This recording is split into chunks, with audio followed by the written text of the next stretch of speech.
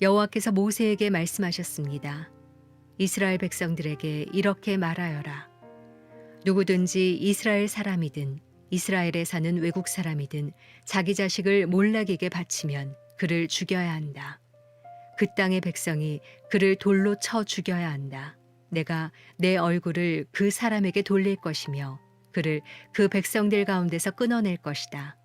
이는 그가 자기 자녀를 몰락에게 내주어 내 성소를 더럽히고 내 거룩한 이름을 모독했기 때문이다.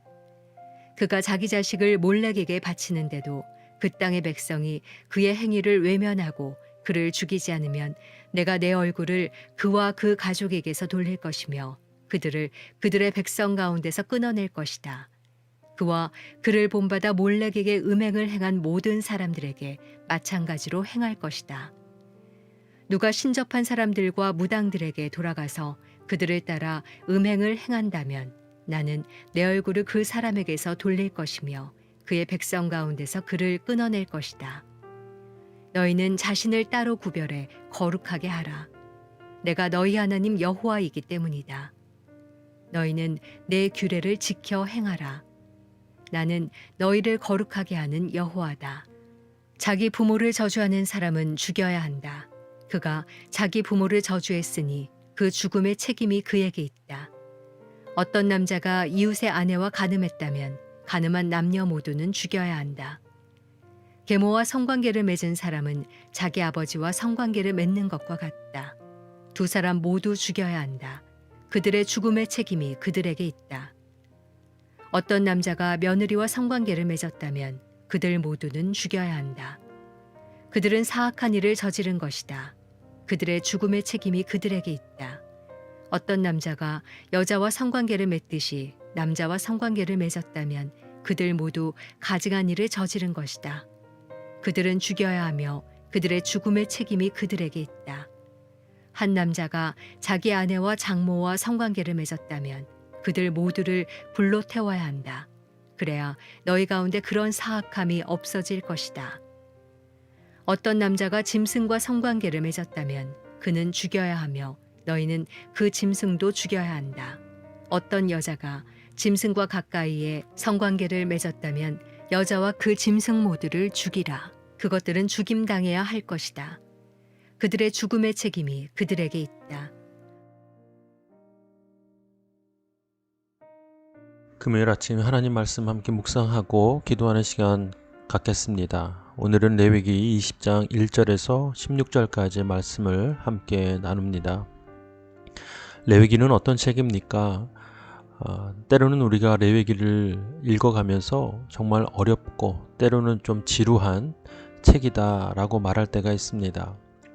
그러나 레위기는 분명하게 구원받은 하나님의 백성이 하나님의 백성으로서 어떻게 살아가야 하는지에 대한 정말 구체적이고도 정말 분명한 그런 규칙들과 지침들이 가득 담겨져 있는 책입니다. 이것은 결코 그들의 삶을 얽아매거나 그들의 삶을 정말 힘들게 만드는 하나님의 마음이 있는 것이 절대 아닙니다. 오히려 이 죄 많은 세상 가운데 어떻게 하나님의 사람으로 하나님의 자녀로 살아가야 할지에 대한 하나님의 사랑이 담긴 그런 가이드라고 보는 것이 합당합니다. 오늘 본문도 레위기에서 보는 그런 흐름 속에서 이어지는 내용입니다. 특별히 오늘 본문 가운데 자주 등장하는 표현이 있는데 한 가지는 하나님께서 미워하는 하나님께서 가증스럽게 여기는 행동을 한 사람들에 대한 처벌의 방식입니다. 그들은 모두 죽음을 맞이해야 한다고 말씀하십니다. 그리고 하나님께서 그들에게 얼굴을 돌릴 것이다 라고 말씀하시고 그들을 하나님의 백성들 즉 이스라엘 백성들 가운데서 끊어낼 것이다 라고 말씀하십니다. 이 표현이 이 방식이 하나님께서 보시기에 가증스러운 정말 추악한 죄를 범한 자들에게 보여주시는 모습입니다. 그 내용들을 여러분 꼼꼼히 보시면 좋겠습니다. 자기 자식을 우상의 제물로 바치는 일이나 아니면 무당들과 또 신접한 사람들과 음행하는 일들을 한다거나 부모를 저주하는 일, 또 이웃, 또 자신의 가족, 또 우리가 좀 요즘에 근래에 생각하고 있는 이슈가 되고 있는 동성에 대한 내용도 담겨 있습니다. 이런 모든 일들은 하나님께서 모두 가증스럽게 정말 하나님의 거룩함과는 정반대되는 일들이란 사실을 기억해야 할 것입니다. 이것은 하나님께서 원하는 모습이 아닙니다. 이것은 우상을 섬기는 이방 사람들이 행하는 것이라고 말씀하시고 이스라엘 백성들은 그것을 결코 해서는 안 된다라고 말씀하십니다. 그 이유는 분명 하나님께서 그들을 하나님의 백성으로 거룩한 백성으로 부르셨기 때문에 더 이상 그것들로부터 멀어지고 끊어내야 하는 것을 하나님께서 강조하시는 것입니다. 그러니 그런 일들을 다시 저지르거나 그런 상황 속에 있는 백성들을 향하여 정말 단호하게 정말 하나님의 공의로서 그들의 생명 또한 그들을 백성에서 끊어내는 모든 방법들을 하나님께서 취하시는 것입니다. 그 이유를 7절에서 하나님께서 분명히 선포하십니다. 너희는 자신을 따로 구별해 거룩하게 하라. 내가 너희 하나님 여호와이기 때문이다 라고 말씀하십니다.